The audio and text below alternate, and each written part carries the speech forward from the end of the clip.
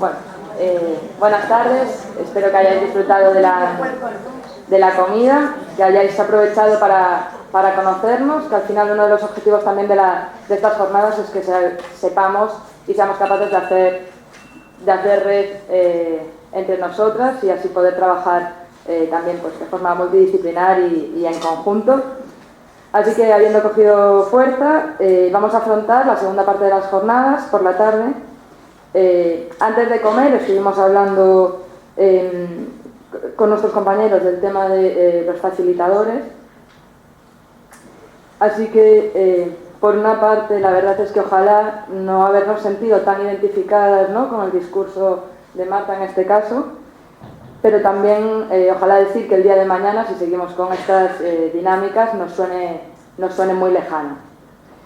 Por lo tanto, bueno, ahora volvemos con Marta aquí, así que muchas gracias por animarte a volver a subir, pero en esta ocasión va a abordar de una forma más directa el tema de intervención psicológica en personas con discapacidad intelectual que hayan sufrido casos de abuso, de violencia. Así que muchas gracias, Marta, una vez más por volver a subir y con muchas ganas de escucharte.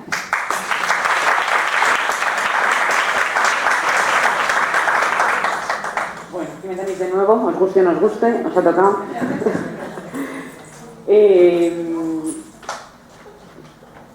Esto, vamos, lo que voy a intentar transmitiros ahora en esta parte va a ser, bueno, ya habéis comprobado con la anterior que no le hago mucho caso a las diapositivas, no voy un poco a mi bola, porque soy así de desorganizada, pero de base, no hay nada patológico ni personalidad.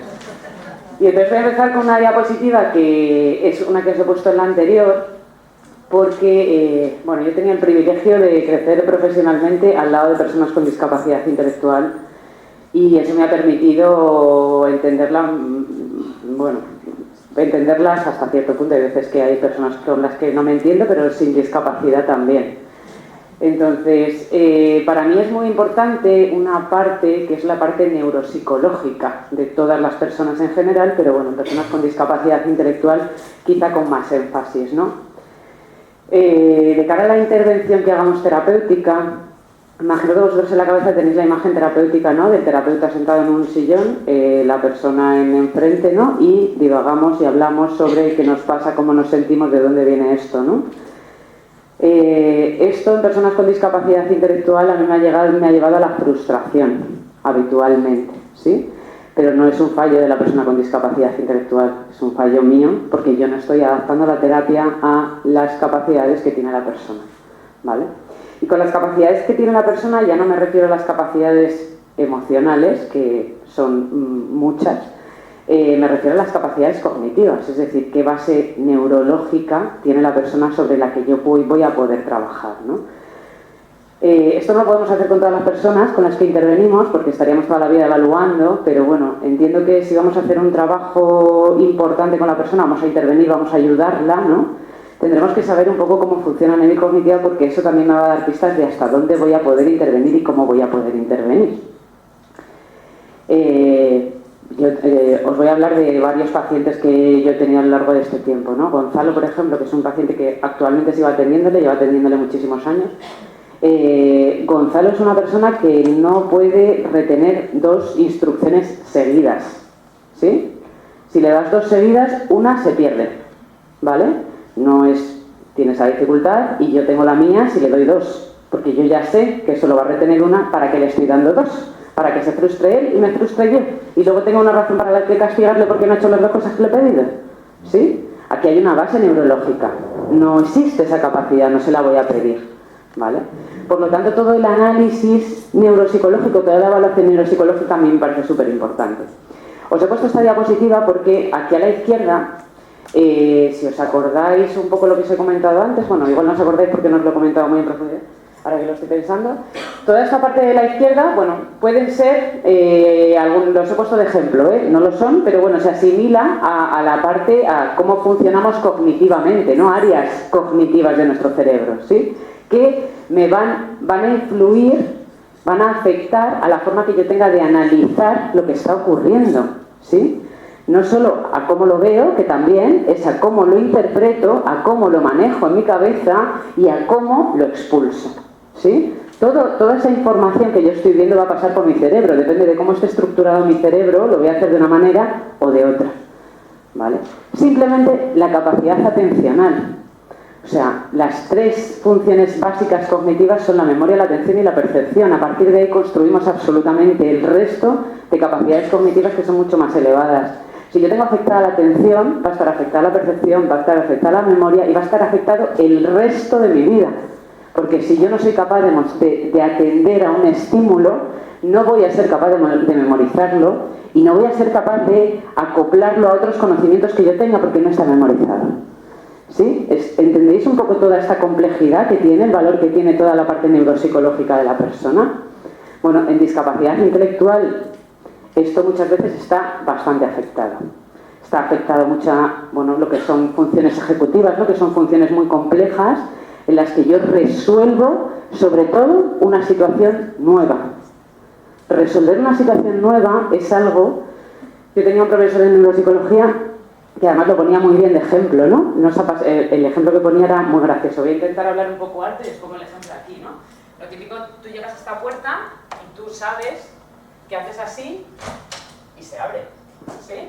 Tú no tienes que pensar esto. Este movimiento vosotros lo tenéis completamente automatizado. Yo no pienso, tengo que apretar aquí para abrir. Tu cerebro ya sabe el movimiento que tiene que hacer sin tener que pensarlo.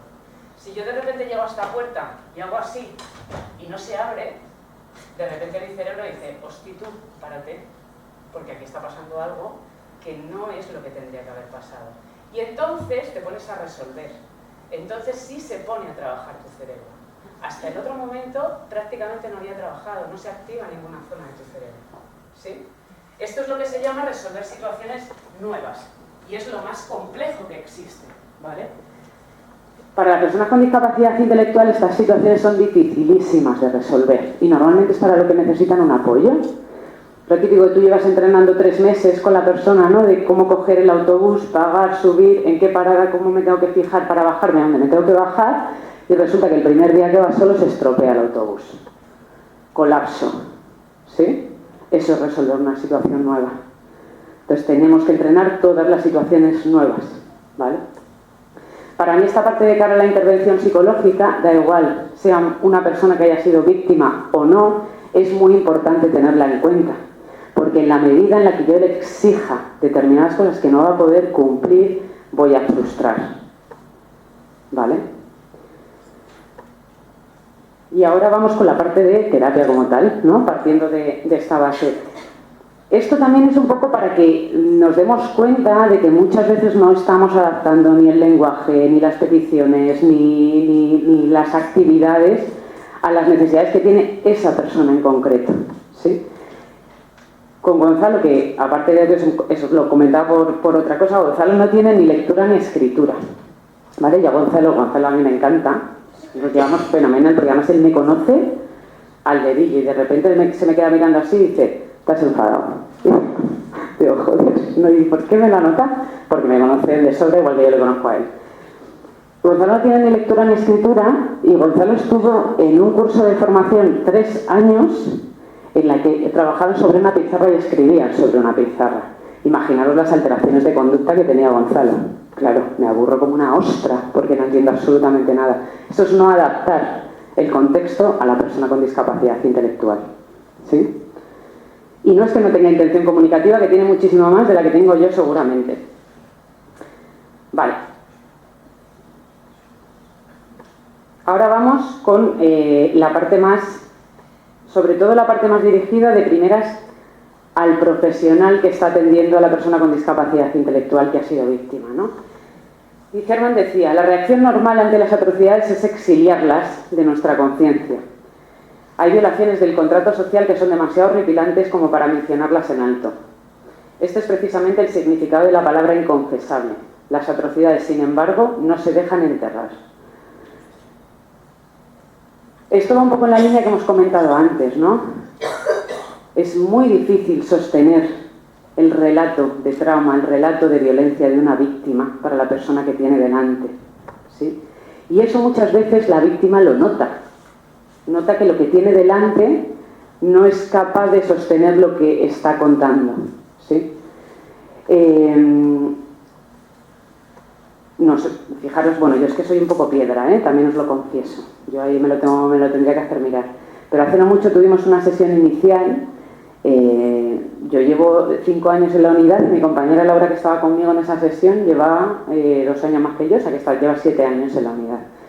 El otro día estuvimos en una sesión con una madre que nos relataba, bueno, la verdad es que era tremendo, era un maltrato por parte de un profesional en una vivienda con apoyos. Maltrato, o sea, era un maltrato físico, pero además eran, bueno, es que claro, yo se lo estaba contando a la madre y no daba crédito a lo que me estaba contando, ¿no? Porque el profesional es que le ridiculizaba, ¿no? O sea, se reía de él, le bajó los pantalones, le colocó un globo, le dijo que saltara sobre una pierna, luego, bueno, de todo. Bueno, fue durante un fin de semana, que sepan, no saben si vienen de antes, sospechan que viene de antes. Y a mí, ante esto, la verdad es que lo que me sale es el enfado, ¿sí? El cómo puede existir alguien tan cruel, ¿no? Pero mi compañera Laura, que ya que lleva 7 años, llegó un momento que no podía seguir hablando con la madre porque se estaba emocionando. Es decir, le estaba saliendo en parte era enfado, ¿no? Pero en parte era mucha tristeza porque una persona vulnerable hubiera pasado por esa situación. Es decir, por mucho tiempo que lleves atendiendo a personas con discapacidad intelectual que hayan sido víctimas de maltrato, es muy difícil sostener cuando alguien te está haciendo un relato de unos hechos tan graves, ¿no? y tan malvados. Para esto es súper importante cuidarse entre los profesionales, ¿sí? Y sobre todo para no perder la mirada, ¿no? De que lo que se está verbalizando es algo muy grave sobre lo que hay que actuar y no tendamos a hacer lo que por defecto, ¿no? Nos sale, que es intentar negar lo que está ocurriendo. Algo muy habitual y que además es un factor de vulnerabilidad muy grave en las personas con discapacidad intelectual es la falta de credibilidad, ¿sí? Eso no quiere decir que se crea a pies juntillas todo lo que dice la persona, ¿no? Pero ¿por qué ponemos en entredicho el testimonio de las personas con discapacidad intelectual? ¿Por qué pensamos que lo están contando de una manera demasiado dramática, que no es tan grave como lo que parece, que bueno, que es que seguro que le está añadiendo detalles que no son? ¿Sí? O es que lo que estás contando no me cuadra nada con tu padre, o no me cuadra nada con tu tío, o no me cuadra nada con tu padrastro, ¿no? Porque cuando viene aquí a verte parece una buena persona, ¿sí? Esto, si nos pasara, imaginaros, ¿no? Poneros en la piel de que vosotras contáis una agresión sexual que habéis sufrido por parte de un familiar y una persona en la que estáis confiando para verbalizar todo eso pone en entredicho vuestro testimonio. ¿Qué haríais? Yo me lo callo. O sea, como mucho me iría a buscar a otra persona a la que contárselo, pero a ti yo ya sé que no. ¿Sí? Esa es la manera más bonita de protegerse. Ojalá las personas con discapacidad intelectual hicieran eso, ¿sí? Pero lo que tenemos en las personas con discapacidad intelectual es que ya no te lo van a contar a ti, pero seguramente ya no se lo cuenten a nadie, ¿sí? Estamos callando voces. Bueno, trabajar frente al abuso es enfrentarse al horror para la víctima, para la familia. Perdonad porque esto se me ha bajado. Bueno. Perdón.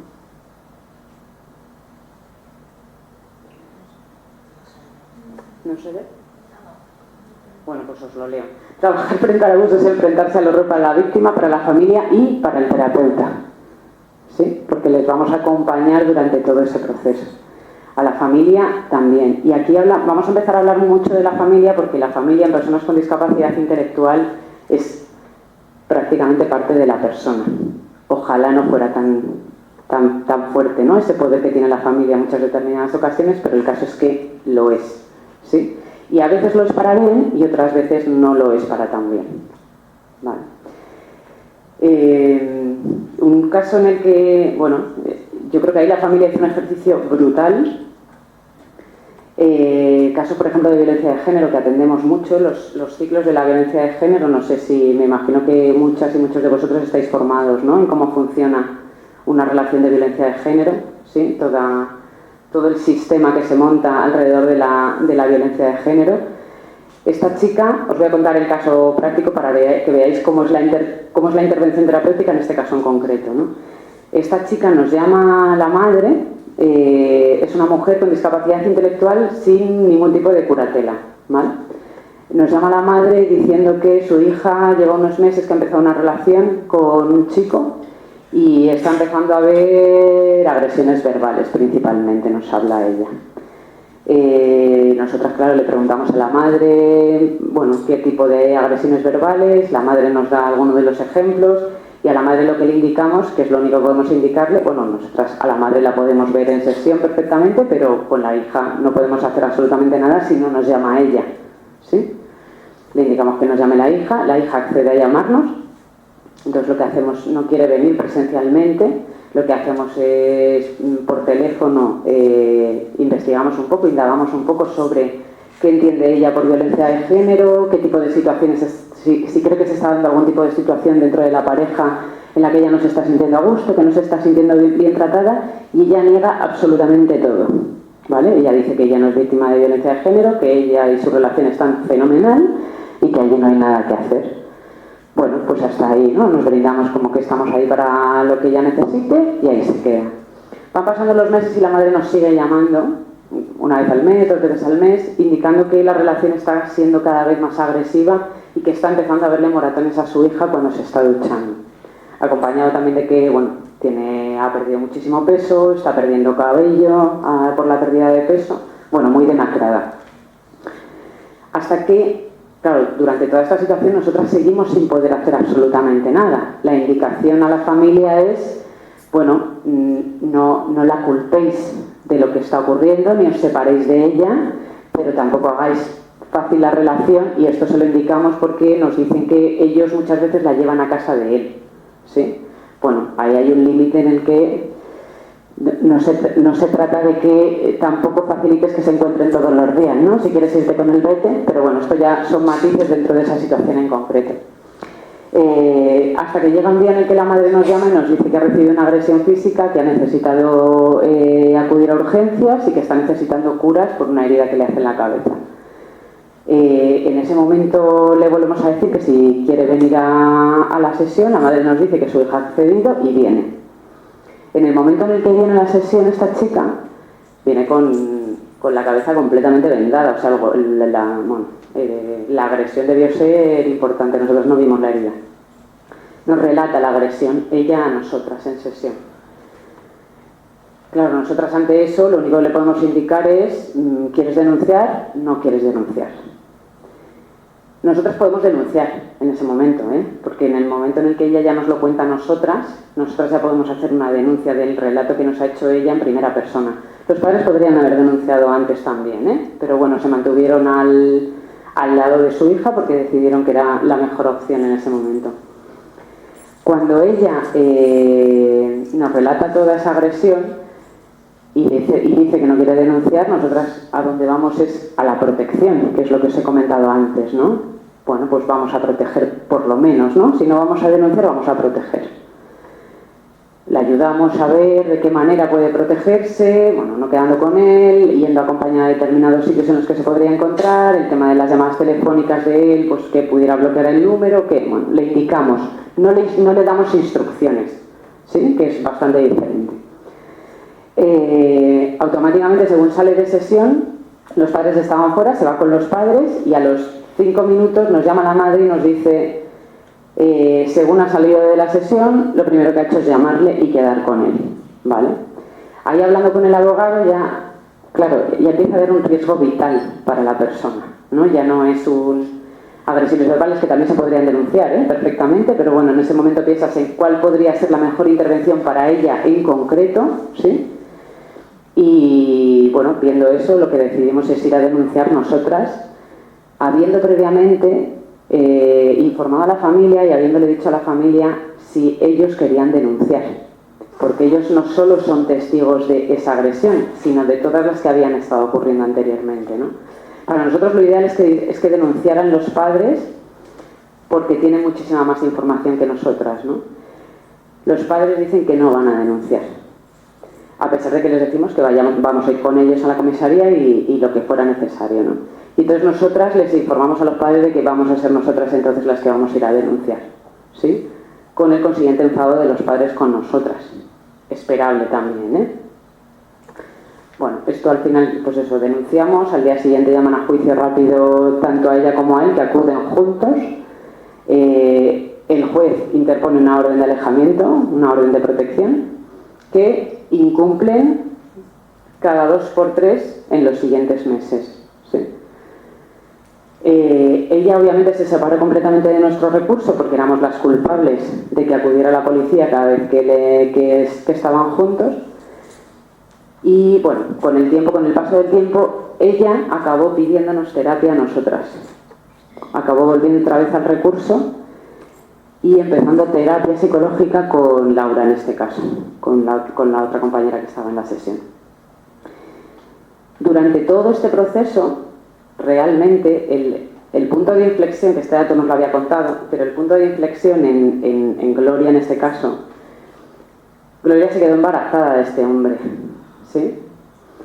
Y Gloria, cuando ingresa en el hospital para dar a luz, según da a luz, lo primero que hace Servicios Sociales es retirarle el menor, ¿sí? Porque ya era conocedor de todo el histórico y que Protección de Menores lo que indicó es que había que proteger a ese menor, en este caso de su madre, porque su madre no iba a poder protegerle de su padre, ¿sí? Ese fue el punto de inflexión para Gloria, que le dijo: hasta aquí hemos llegado, esto ya no me merece la pena, yo priorizo mi hijo a mi pareja. Pero es el nacimiento del hijo realmente el que determina que Gloria quiera empezar a ir a terapia para desprenderse de esa relación, ¿sí?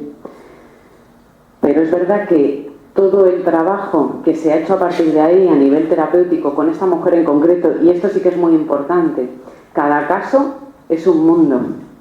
Lo que se ha ido trabajando con Gloria ha sido una toma de conciencia de que ella es responsable de las decisiones que empieza a tomar a partir de ese momento. ¿Por qué? Porque Gloria venía de un papel muy, muy, muy pasivo en su casa, con sus padres, en los que sus padres le indicaban lo que tenía que hacer en cada momento y lo que era bueno para ella en cada momento. Ese papel con su pareja lo que hace es sustituir el papel que estaban haciendo los padres, lo sustituye la pareja. Y la pareja es la que empieza a indicarle lo que tiene que hacer en cada momento y lo que es bueno para ella en cada momento. Los padres se llevan las manos a la cabeza cuando empieza esa relación, no se creen que sus padres no se creen que ella haya podido empezar una relación así cuando su hija era súper buena, súper obediente, siempre iba súper bien peinada, súper bien vestida y siempre hacía todo lo que se esperaba que hiciera. Y de repente su hija se ha puesto a salir con un tío que la trata fatal. ¿Sí? Bueno, pues se explica. Se explica porque Gloria no tenía ningún poder de decisión sobre nada de su vida, ni se le esperaba que lo tuviera. ¿Sí? ¿Cuál fue el proceso terapéutico con Gloria en concreto? Pues el proceso terapéutico fue ese. Fue decir, si quedas con él, ¿quién está quedando con él? ¿Quién está decidiendo quedar con él? Ella. Porque nadie le estaba obligando a quedar con ella. Eso es lo que se trabajó en este caso con Gloria, ¿no? El que tú estás decidiendo hacer determinadas cosas, no está decidiendo nadie más de tu entorno. Porque ella siempre se guardaba, o sea, ella siempre tenía como el discurso, ¿no? De, es que me ha llamado y me ha dicho que quedemos. ¿Sí? Es que me ha dicho que haga no sé qué. Es que me ha dicho que tengo que ir con mis padres a hacer no sé cuántos. O me ha dicho que a tal hora quedamos, ¿no? Y siempre su discurso iba, es que los demás me han dicho que tengo que hacer esto. Y solo con eso era una instrucción lo suficientemente dura, ¿no? Lo suficientemente firme como para que ella lo hiciera sin plantearse que ella podía decidir si hacerlo o no. ¿Sí? Este comportamiento es muy habitual en personas con discapacidad intelectual.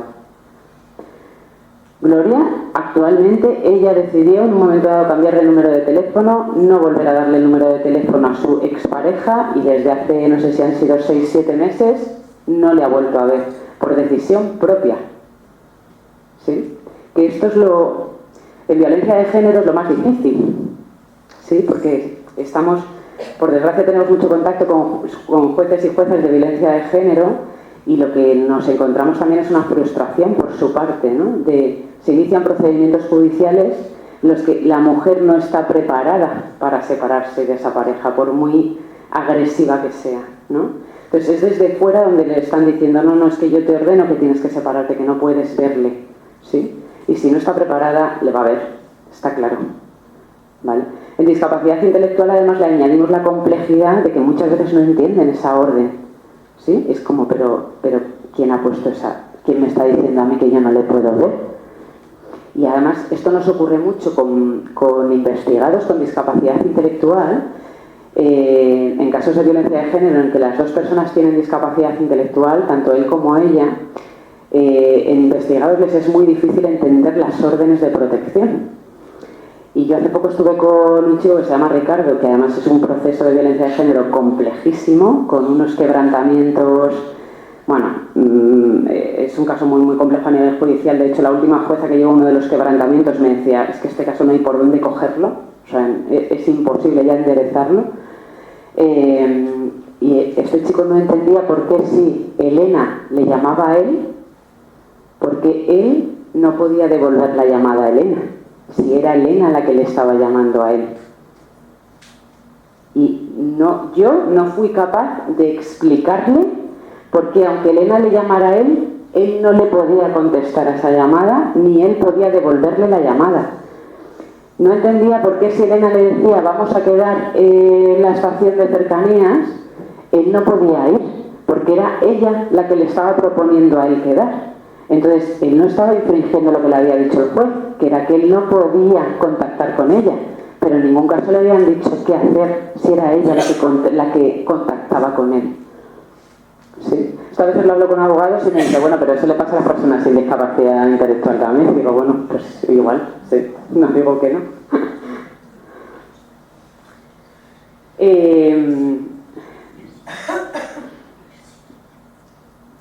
Mira, muchas veces lo hablamos además en el despacho, ¿no? En terapia con personas con discapacidad intelectual, víctimas, ¿no?, de algún tipo de maltrato, nos encontramos como dos grupos, ¿no?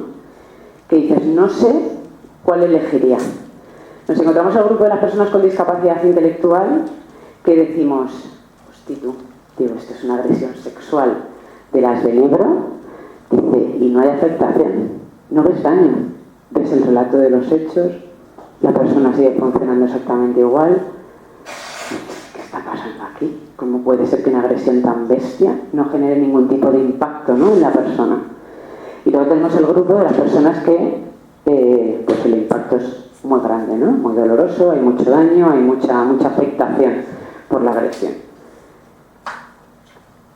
Yo tuve una paciente que pertenecía a este grupo, ¿no?, pertenece a este grupo de personas en las que no ves impacto en la agresión. Y recuerdo que en terapia me relataba, es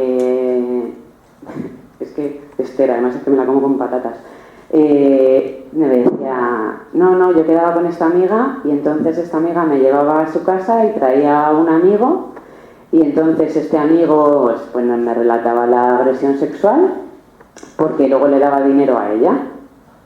Y yo la miraba a Esther, me lo contaba como quien cuenta que se baja a la panadería a comprarse una barra de pan. Y acto seguido, lo siguiente que me relata, enfadadísima, es y es que esta amiga además es que el otro día la llamé y no me contestó la llamada. Lo de que no le contestara la llamada era la cosa peor del mundo. La agresión sexual pasó totalmente. O sea, si yo no incido sobre eso, ella no vuelve a relatarme nada que tenga que ver sobre la agresión sexual. Esto había sido continuado, ¿eh? Claro, tú dices, ¿pero esto cómo puede ser? Pues esto puede ser muy en relación con lo que ha contado Natalia al principio.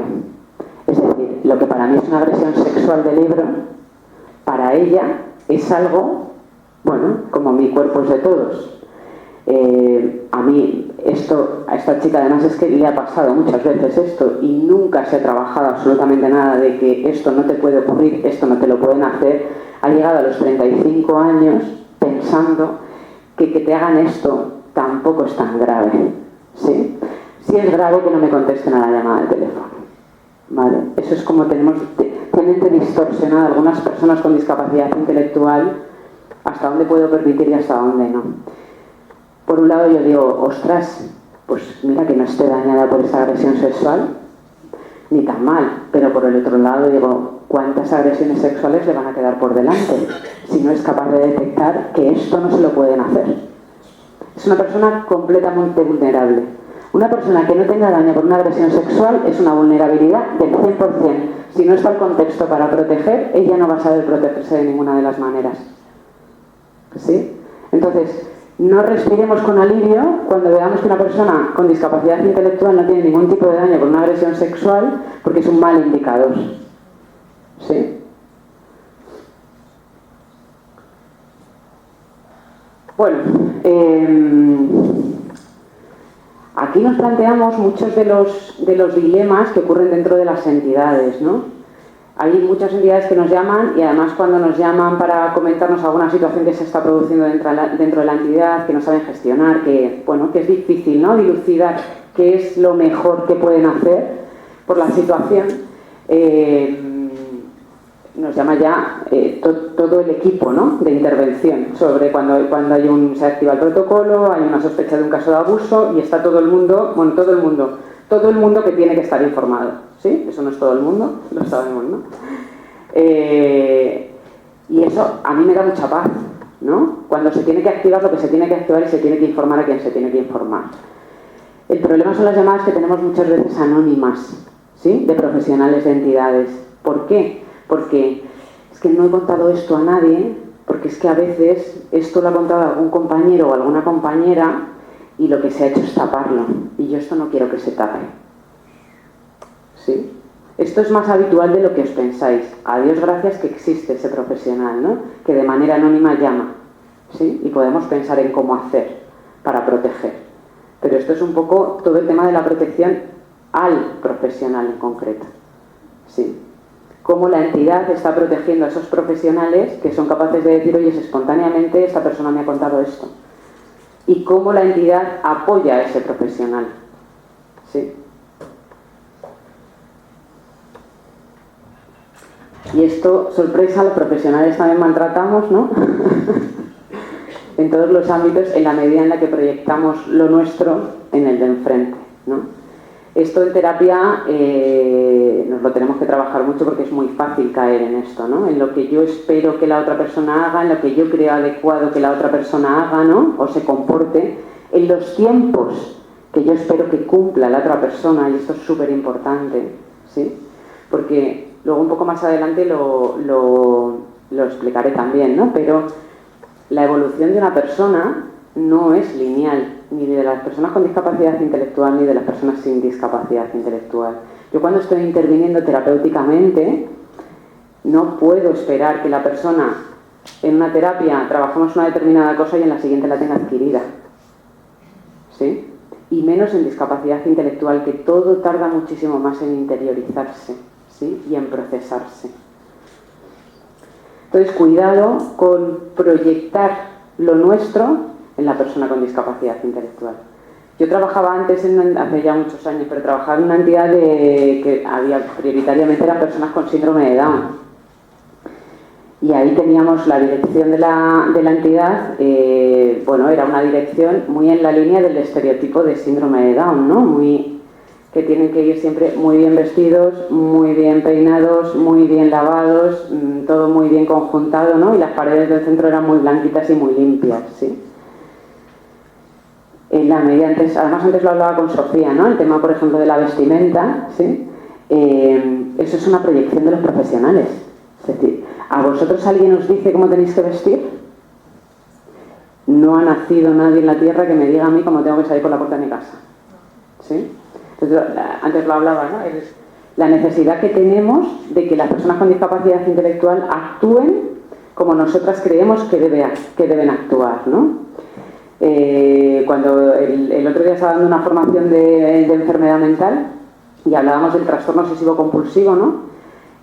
Hablábamos de las compulsiones, por ejemplo, cómo intervenimos con las compulsiones en las personas con discapacidad intelectual, y yo siempre pongo un ejemplo, ¿no? Porque en personas con síndrome de Down hay muchísimo trastorno obsesivo compulsivo y aparece mucho en terapia, y los padres se obsesionan mucho con las compulsiones, ¿sí? Y yo siempre les digo, a ver, las compulsiones hay que intervenir cuando empiezan a interferir. Digo, mientras no interfieren, están jugando un papel que es bueno. Y yo pongo mi ejemplo, porque a mí me encanta ponerme de ejemplo, porque yo tengo patologías para regalar. Y entre ellas, mis compulsiones, amigas, las de la limpieza, ¿sí? Mi encimera está siempre reluciente de la cocina. Esa es una. Os voy a contar solo dos de las 425 que tengo, ¿vale? Mi encimera de la cocina está siempre limpia y yo no me voy de fin de semana si no tiro la basura. Es decir, siempre que me voy un viernes y no vuelvo hasta el domingo, la basura la tiro, ¿vale? A mi pareja no se le ocurre decirme, oye, ¿por qué no pruebas este fin de semana y dejamos la basura aquí? No se le ha ocurrido hacerlo. Es verdad que yo tengo un carácter difícil. ¿Sí? Pues esto lo trasladamos a las personas con discapacidad intelectual. Tenemos que pensar en qué les estamos transmitiendo, qué estamos proyectando nuestro en él. ¿Sí? ¿Qué le estamos pidiendo que haga, qué le estamos pidiendo que cumpla? Porque muchas veces, incluso lo que les estamos pidiendo, nosotros no lo haríamos. ¿Sí? Yo me he visto en terapia trabajando y diciendo, bueno, vamos a ver si podemos reducir, por ejemplo, el número de llamadas, ¿no? Esta semana vamos a intentar llamar solo 3 veces. Y yo, según lo estoy diciendo, digo, vamos. Me proponen a mí esto, yo con lo obsesiva que soy de 300, digo, me proponen 3, digo, y no sé por dónde cogerlo. Hay que intentar ajustar, ¿sí? No pensar en que nosotros vamos a convertir a esa persona con discapacidad intelectual en la mejor persona posible, ¿sí? Porque sería la mejor persona posible para nosotros, no para el resto del mundo. ¿Sí? Bueno, cuando estamos pensando en hacer terapia o en hacer algún tipo de intervención psicológica con la persona con discapacidad intelectual, tenemos que pensar en supervisión externa, para no caer en todos estos errores de los que estamos hablando.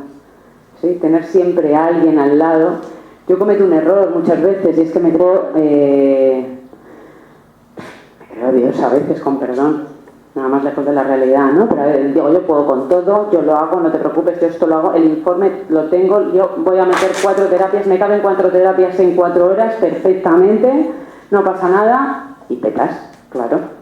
Lógicamente, es imposible, ¿vale? Entonces, pensar siempre que estáis haciendo una intervención, ya sea terapéutica o simplemente sea una intervención profesional por indicaciones de a lo mejor un terapeuta, en que necesitáis esa supervisión, para no caer en errores que caemos muy habitualmente cuando lo que tenemos delante es una persona que nos va a obedecer. Digamos lo que digamos. Tienen tendencia a obedecernos porque se les ha educado para que obedezcan. ¿Vale? Bueno, no os voy a hablar de las condiciones de trabajo, ¿no? Ya sabemos cómo el sector social sobrevive, no vive, ¿no? A mí me hace mucha gracia cuando dicen, no, es que estamos en crisis, digo, el sector social lleva toda la vida en crisis, ¿no? Pero bueno, no sé si acabará eso en algún momento de nuestra historia.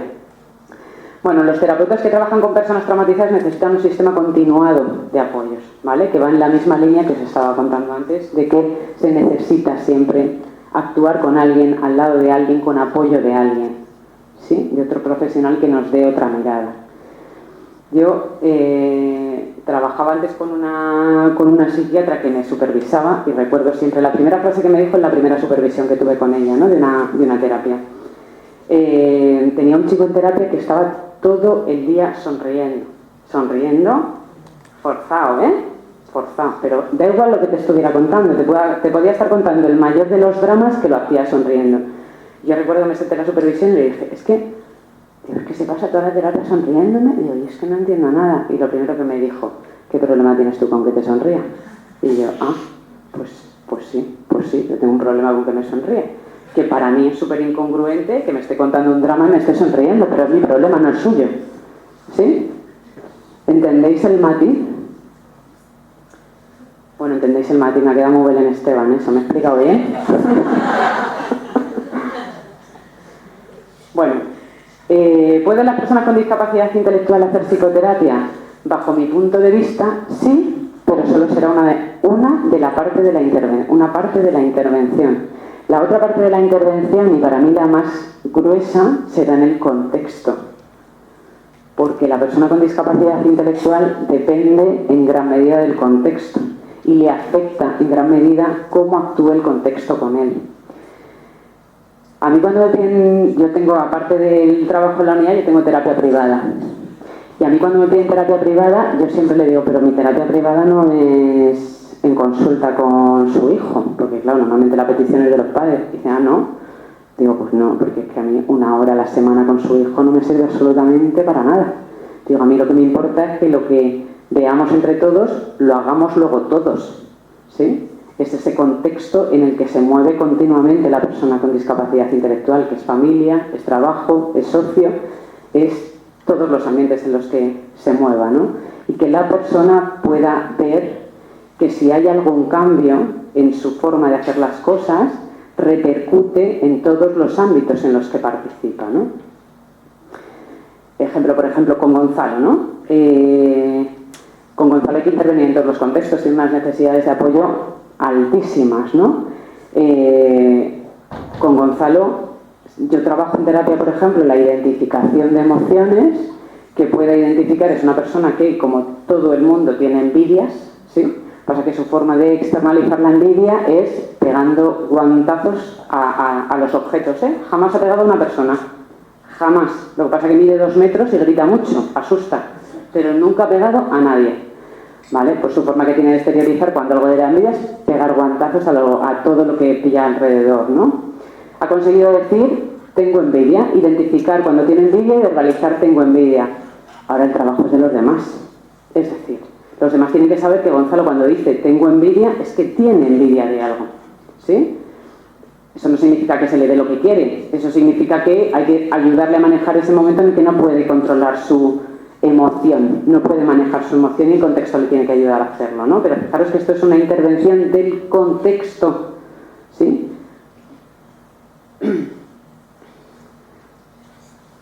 ¿Cuántas veces creéis que a los psicólogos que yo conozco que trabajan con discapacidad intelectual, que ya os adelanto son muy poquitos también, no me interesa mucho, ¿cuántas veces creéis que nos ha llamado la propia persona con discapacidad intelectual para pedirnos terapia?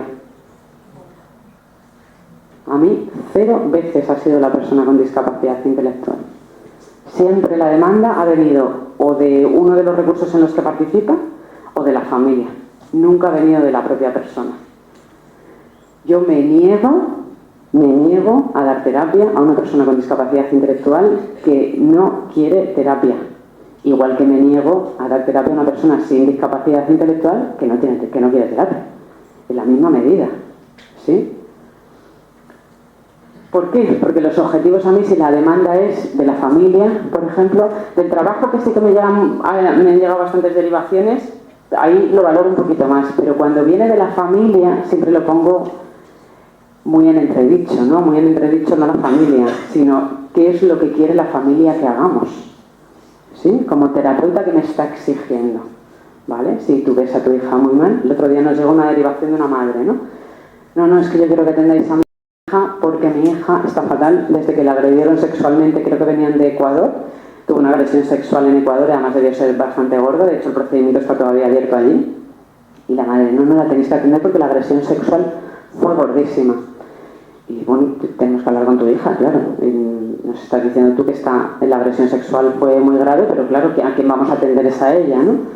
Y hablamos con ella sin explorar la agresión sexual, cómo estás, los sitios a los que vas disfrutas, te gusta hacer cosas, estás bien con tus compañeros, exploramos cómo está a nivel general, ¿sí? No sale absolutamente nada.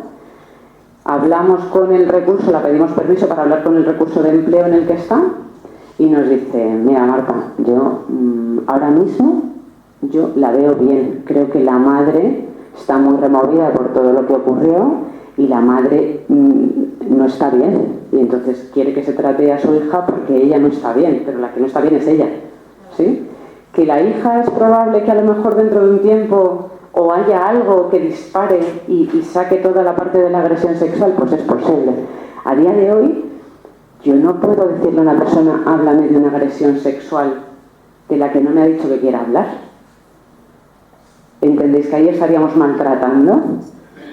¿Sí? Es como si alguien externo que yo no conozco me llega y me dice, oye Marta, cuéntame aquello tan traumático que ocurrió en tu infancia. Yo le miro y le digo, ¿y este? ¿De dónde sale? ¿Sí? Bueno, hay que hacer... ¿Cómo vamos de tiempo? Que no tengo ni idea, la verdad. Un cuarto de... Fenomenal, siempre. Muy bien. Soy un poco irónica, no sé si la habéis captado. Siempre se me dan fatal los tiempos. Bueno, dificultades generales que nos encontramos en nuestro trabajo, ¿no? Las dificultades nuestras propias, la mirada social sobre la discapacidad, ¿no? Nosotros también pertenecemos a esa sociedad y por lo tanto somos partícipes de esa mirada. También lo hablaba justo antes con Sofía y eso yo siempre lo cuento, ¿no? La discapacidad intelectual, ¿no? ¿Qué pensamos sobre la discapacidad intelectual? Bueno, pues los que llevamos trabajando mucho tiempo con personas con discapacidad intelectual tenemos una mirada un poquito más amplia, ¿no? Una mirada un poquito más amplia en cada persona con discapacidad intelectual es diferente a la de al lado. Algo que suena súper obvio, ¿sí? Pero que parece que las personas con discapacidad intelectual van todas en el mismo saco, ¿no? Es como si me dicen a mí que yo soy igual que mi jefe, te digo, mira, Rita, es igual, ¿sabes? Pues lo mismo, ¿no? ¿Cómo miramos la discapacidad intelectual cuando es víctima de un maltrato? Pues muchas veces lo que se interpreta es que no sufren igual y no sienten igual ante una agresión, ¿sí? Esto, como entenderéis, es completamente falso, ¿no? Uno de los casos para mí, más graves que hemos tenido es una mujer que, y te diría que a día de hoy sigue bastante disociada, ¿no? Es una mujer que es víctima, víctima de red de trata, de explotación sexual. La vendieron sus familiares en Nigeria a la red. La trajeron hasta Francia, estuvo un tiempo en Francia y la desarticularon la red en Bilbao. En Bilbao entra con CEAR, con la ayuda al refugiado, con la entidad de ayuda al refugiado, y en CEAR nos la derivan porque lleva un año en CEAR y no ha aprendido ni una palabra de castellano, en clase de castellano. Esto es otro servicio que tenemos nosotros dentro de la unidad, que es hacemos valoraciones de discapacidad intelectual a mujeres víctimas de red de trata de explotación sexual, cuando hay una sospecha de que tienen discapacidad intelectual. Que ellos lo ven muy bien porque como tienen a muchas mujeres en clase, ¿no? Y tienen muchas mujeres en las que van a domicilio a ayudar, ven que no hay una evolución paralela, ¿no? Hay mujeres que se quedan muy atrás y que tienen muchas dificultades en aprendizaje y entonces nos las derivan. Esta mujer en concreto, cuando la conocimos, cuando empezamos la valoración de discapacidad, esta mujer no ha hablado jamás de la red de trata y lleva en España, va para 7 años. Y jamás ha hablado de la red de trata, ni siquiera en la entrevista para la petición de asilo, que le beneficiaría contarlo. No ha querido hablar absolutamente nada de ello. Y además es una mujer que tiene una distancia emocional con todo brutal. Es decir, siempre yo lo hablo además con Belén, que era la mujer de CEAR que nos la derivó, y el otro día además hablaba con ella porque me preguntó por esta chica, oye, ¿qué tal está? No sé qué. Y digo, pues mira, un poquito, bien, porque tiene su trabajo, está en su piso con ayuda y no sé qué, pero va bien. Dice, pero vamos, que no se acuerda de mí. Digo, pero es que no vincula con nadie, ¿sí? No es capaz de vincular, pero claro, ¿cómo vas a vincular si tu propia familia te ha vendido? ¿No? Más luego toda la agresión que sufrió durante todo ese tiempo, que a saber, nunca sabremos de todo lo que fue víctima, ¿no? ¿Cuál es la terapia con esta mujer en concreto? Ayudarla hasta donde se deja, porque además te echa por tierra toda la ayuda que le quieras prestar que no te haya pedido, ¿sí? Entonces, el trabajo que tenemos con esta mujer a nivel terapéutico no tiene nada que ver con el trabajo que hemos hecho con Gloria. Son dos situaciones completamente diferentes. También las agresiones, ¿no? Los delitos son completamente diferentes. No sé si habéis oído hablar alguna vez a Elena Garrido. ¿Os suena Elena Garrido? Bueno, si tenéis alguna vez ocasión, porque viene por aquí a algún sitio, os la recomiendo encarecidamente. Con el trauma tenemos un problema muy grave, y es que a nivel sobre todo de cara a los psicólogos y a los psiquiatras, a nivel de manual, los manuales diagnósticos, con estos libros que tienen los psiquiatras ahí encima de la mesa, que son un tocho, vienen todas las enfermedades, a nivel de manual solo existe el trastorno de estrés postraumático. El trastorno de estrés postraumático es un trastorno, bajo nuestro punto de vista, súper leve, ¿sí? Es un trastorno que lleva intrusión de imágenes sin ningún tipo de control sobre ellas de el hecho traumático, ¿vale? Estás reviviendo continuamente sin que no tengas ningún tipo de control sobre esas imágenes todo lo que te ha ocurrido, ¿vale? Pensamientos súper obsesivos sobre lo que te ha ocurrido, evitación de determinadas situaciones, aparición de nuevas fobias. Bueno, es una complejidad brutal de trastorno. Para los casos que nosotros vemos, ese diagnóstico es un diagnóstico leve. Es un diagnóstico que lo vemos cuando la agresión ha sido una agresión dura, pero ha sido una agresión relativamente puntual, ¿sí? ¿Qué nos estamos encontrando nosotros? Que seguramente el cuadro que presenta esta mujer, que por eso a nivel terapéutico es tan difícil entrar, y es que cuando la agresión sexual ha sido continuada en el tiempo y desde pequeños, si además le añadimos que ha sido por un cuidador, la herida que se produce en personalidad es tan grave que no cabe en el trastorno de estrés postraumático. Estamos hablando ya de que se genera un trastorno de personalidad muy, muy grave, ¿sí? Lo que empieza a llamarse como trastorno de estrés postraumático complejo, ¿vale? Esto es lo que presenta prácticamente esta mujer, que es una disociación. Entonces es una distancia tremenda con todo. No me vinculo con nada porque con todo lo que me he vinculado me ha dañado. ¿Qué hago? No me vinculo. Solución. Imaginaros que la persona que os tiene que cuidar es la que os agrede sexualmente. Es la mayor herida que te pueden hacer en infancia, ¿vale? A nivel terapéutico tiene muy mal pronóstico, ¿sí? Porque la desviación, si tú esperabas ir por aquí, la desviación es tan grande por ese hecho traumático que ha ocurrido que es muy difícil. Entonces con esta mujer lo único que podemos hacer a nivel terapéutico es estar, ¿vale? Es estar, ¿sí? Y que nos llame cuando ella necesite, ¿vale? Ese es el único vínculo seguro que podemos construir con ella, que ya es, es decir, que esa mujer te llame y te diga, oye, si es que necesito ayuda con este papel, ya es, ¿sí? Pero es empezar a construir de la nada un vínculo que dentro de unos cuantos años a lo mejor acaba agarrándose a él.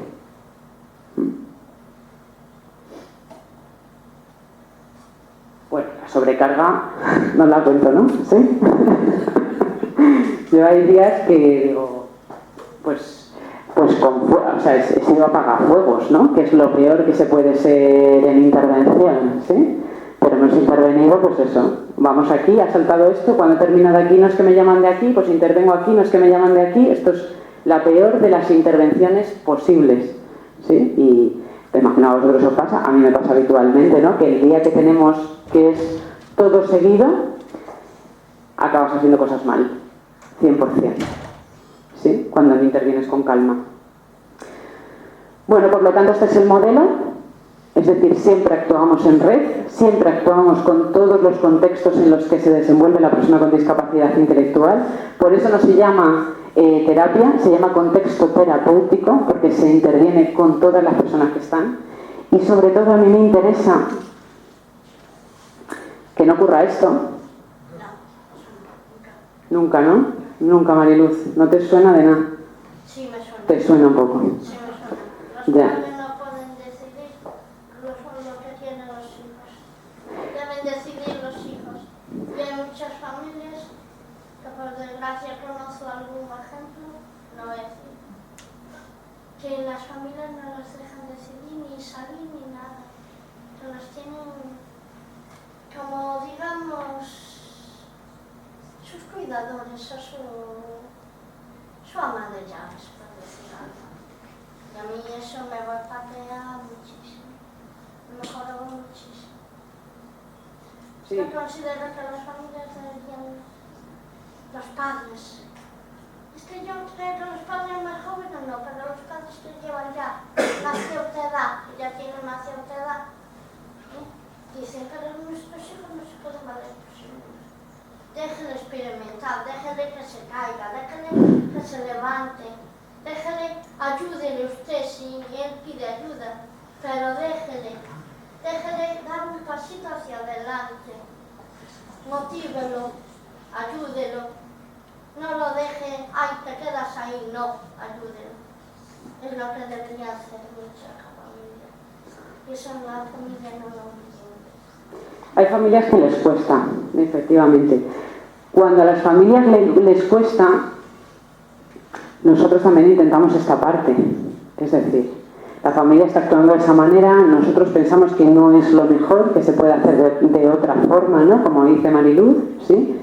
Pero si la familia lo está haciendo así, es porque se está sosteniendo así. También tenemos que tener en cuenta que en la medida en la que nosotros entremos, ¿sí?, vamos a desordenar, ¿sí?, vamos a cambiar la dinámica de funcionamiento que tiene la familia, ¿no?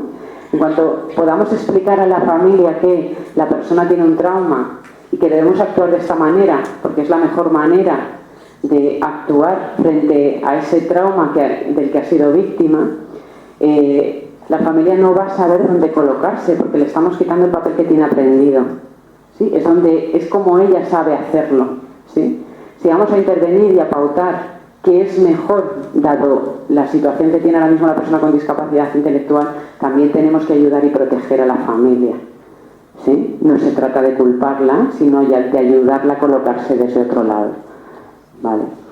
Con el tema del maltrato, de cuando la persona con discapacidad intelectual es víctima, lo hemos hablado antes, es primordial proteger a la persona con discapacidad intelectual muchas veces de la culpabilidad que la familia ejerce sobre ella, ¿sí? Muchas veces culpa de que haya sido víctima de esa agresión, incluso cuando la agresión ha sido intrafamiliar, ¿sí? Vemos muchas veces que se culpa a la persona, en este caso las mujeres con discapacidad intelectual, porque de alguna manera se han podido insinuar, ¿sí? Y eso lo hemos visto muy habitualmente.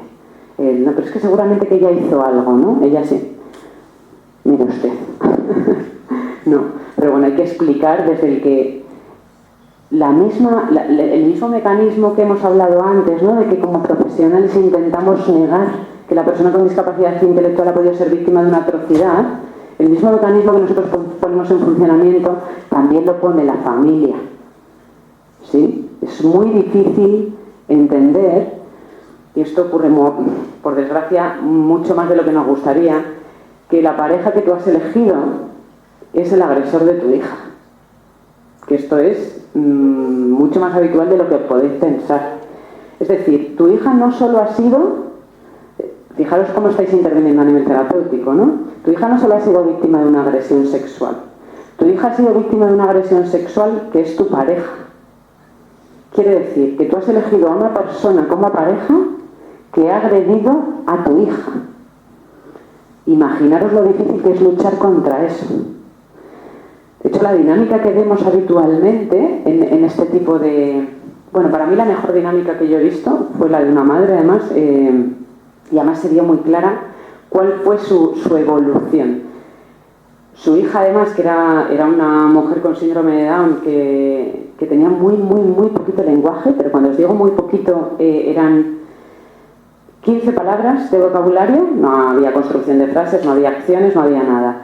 Y en un momento dado van a salir de casa y esta hija, es que no me acuerdo exactamente cuál fue la verbalización textual, pero no sé si le dijo tetas y el nombre de él. Su madre se quedó paralizada porque, obviamente, te quedas paralizada. Rápidamente, lo primero que hizo esa madre fue ir a denunciar a la policía, que ahí fue cuando nos llamaron y fuimos a tomar declaración a la comisaría con la hija. Esto fue el día anterior, que la madre va a denunciar. La policía nos cuenta que cuando fue a denunciar la madre es credibilidad 100% en lo que estaba contando su hija, y además la policía nos explica credibilidad 100% porque mi hija jamás me había verbalizado nada parecido. La madre dijo, yo fui víctima de una agresión sexual cuando era pequeña y yo desde que mi hija ha nacido, o desde que mi hija tiene conciencia, la he educado, justo como dice Natalia, en que su cuerpo es suyo, nadie se lo puede tocar y si alguien le hace algo que me lo cuente. Y me cuadra perfectamente que la primera vez que haya pasado me lo haya cascado. Todo cuadraba, ¿sí? Y la madre así se lo cuenta a la policía en la denuncia. Al día siguiente, cuando llegamos nosotras y le tomamos declaración, la madre ha retrocedido y empieza a dudar, ¿sí? De si no eran suficientes datos, si falta igual, se ha precipitado, ¿no? Y yo recuerdo que ahí, yo negaré haber dicho esto nunca, ¿vale? Pero recuerdo que la madre, cuando terminamos el testimonio, me preguntó qué es lo que ha contado en el testimonio, que nosotros no contamos nada. Pero yo en ese momento no pude, que luego mi compañera Laura me echó la bronca, con toda razón, pero yo le dije a la madre, ha contado lo mismo que te ha contado a ti. Ya está. Ahora, claro, es que la madre tenía la certeza el día que fue a poner la denuncia. Si es que no tardó ni 2 minutos en ir a poner la denuncia a comisaría, que su hija no podía estar inventándose eso. ¿Sí? Otra cosa es luego, yo no juzgo que ahí hubiera un delito, ¿eh? Yo juzgo que lo que cuente su hija ha ocurrido. Que eso que haya ocurrido haya sido una agresión, no tengo ni la más remota idea. ¿Sí? Porque la verbalización era súper escasa, sin acciones, pero que eso que estaba contando no se lo estaba inventando, era 100%. Ahora que eso fuera delito yo ya no lo sé, ¿vale? Pero esta madre es un ejemplo de cuál es el proceso que sigue una madre que ha elegido a una pareja víctima, o sea, una pareja que ha sido la agresora de su hija, ¿sí? Y es una confianza plena y de repente me empiezo a dudar, me empiezo a retractar. Ostras, pues igual, ¿por qué? Porque me estoy defendiendo de una idea tan dura, que es que yo he sido quien ha puesto a mi hija ahí. Eso es durísimo, ¿sí? Pasa que luego al final luego la volvimos a ver otra vez en prueba preconstituida y volví a estar completamente segura de haber seguido adelante con el procedimiento. Y luego tenemos toda la parte de educación afectivo-sexual que tenía esta chica. Con tan poquísimo lenguaje, con tan poquitas capacidades cognitivas, su madre le había inculcado todos estos factores de protección, porque son factores de protección, que es que yo sé hasta dónde el otro puede llegar. Y si se pasa, a la primera que se lo voy a contar encima es a mi madre, que es mi gran protectora en este caso. ¿Sí? Y de hecho así se demostró, porque actuó protegiéndola desde el minuto 1. ¿Sí? Bueno, me han quedado muchísimas cosas por contar, pero esto no es nada nuevo, pero muchísimas gracias por vuestra atención. Y nada, ahora seguimos.